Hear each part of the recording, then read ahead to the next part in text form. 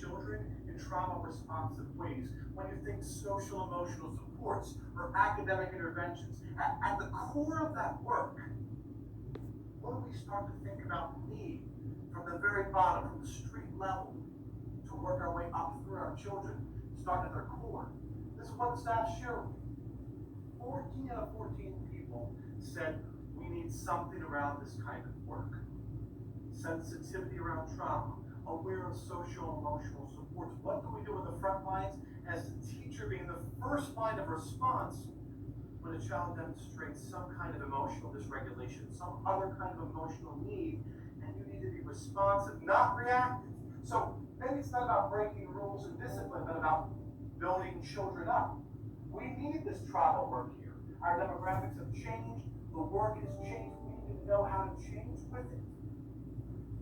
We can all benefit from this work, and will give us ways to really help kids who have emotional needs. I've taken some trainings now, and this is something our school really needs. We've never had it. I need to know how to help kids when they're in a bad place. There's a misperception about certain areas around this town, around this neighborhood, around this community from children bused here. About the kids who come here and what people think and feel and say about them. 14 out of 14 people I spoke with all directly shared a piece of impact data around that.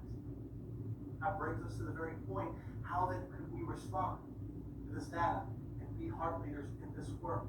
How can we create actionable strategies around this philosophy and engage in this work?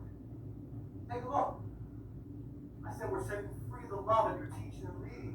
We have the data to start us. So what is heart leading? Right? That's the big question. So we've got it. There's this thing about heart, this thing about love, maybe? Well, let's look at the definition. So the heart of the matter, that's what I want to hit for you first. Intentionally living out the mission of love towards others in multiple love languages.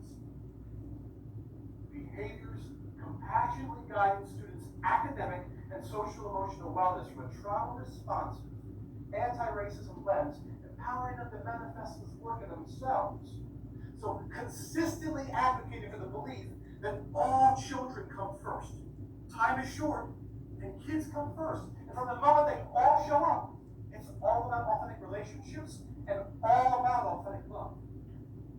Did I say it again? It's just all about authentic relationships and all about authentic love. That's the operating definition we're working with. Keep this in mind, right? Educators love.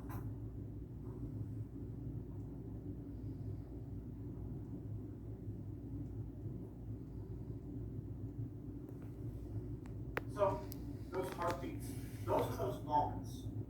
Those are those moments that we search for. Just like the beat of our heart, right? That pulse that keeps us moving, it slows down, it accelerates across the course of our day, just like the students we interact with and engage with on a constant basis in our schools. Those heartbeats are the times I try to look for in my work as a heart leader. Things to capture nuanced moments, complex moments, simple moments that really help to define how love leading, how heart leading is happening in the school. It could be the parent educator who goes after school on their own and spends their own money to buy groceries or clothing or furniture for a family. It could be the building service worker that I watched spend 2 hours digging through the trash to find a handmade mask of the students who had thrown it away accidentally and was weeping about it, and the staff member went out and dug through the trash and never asked for any accolades, any praise, or any acknowledgement. They did it because it was the right thing to do in that moment for them, from the heart. It might be an administrator helping to coach a staff member who's struggling to a better place in their practices, or to find a different position, or to help them through something, knowing that they're meeting them where they are, trying to lead them in love to a different place, a better place, a more grounded place.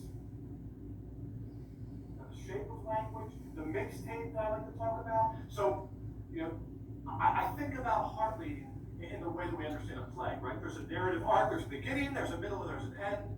There's conflict and resolution in play, and it's grounded in dialogue. Now, heart leading wants to amplify that. It wants to take it to a special place. It wants to take it to the Broadway musical level, if you can kind of follow the metaphor. When dialogue is not enough in a musical, a character has to sing, right? They have to dance, they have to move in order to communicate, to lead from the heart, to follow through those deeper, more intense emotions and experiences. It's not enough just to talk.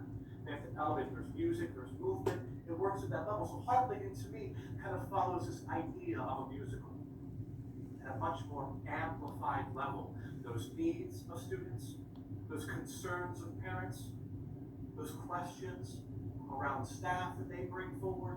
It's all at an amplified level, especially after the last several years of the pandemics of COVID and race. The needs are more amplified than we've ever experienced before. And how do we meet those needs? We'll Heartlead through them.